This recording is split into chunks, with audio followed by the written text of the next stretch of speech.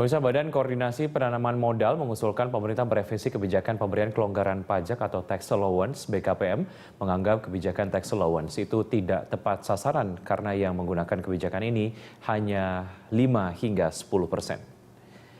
Kepala BKPM Franky Sibarani mengaku kebijakan tax allowance baru sebatas pemanis dan tidak bisa menjamin investasi.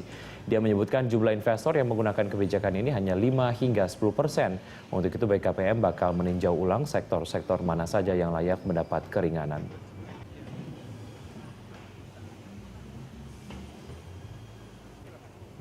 BKPM mengusulkan industri padat karya sebagai sektor prioritas yang mendapat tax allowance. Sebab sejak 5 tahun terakhir industri padat karya sepi dari penanaman modal.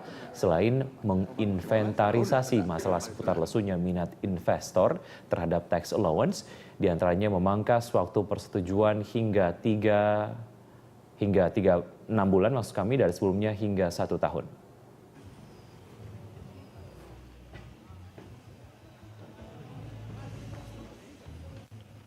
Ada yang setahun setengah, ada yang lebih daripada itu. Ya, dan dalam konteks ini kan kita juga kita tidak hanya melihat dari prosesnya saja, tetapi juga sejauh mana efektivitas. Yang tadi saya sebut, insentif yang sudah dibuat ini, berapa sih peminat investor yang berminat untuk menggunakan insentif itu. Gitu. Tapi seharusnya ketika kita mungkin lihat sekitar tidak lebih dari 5 atau 10%.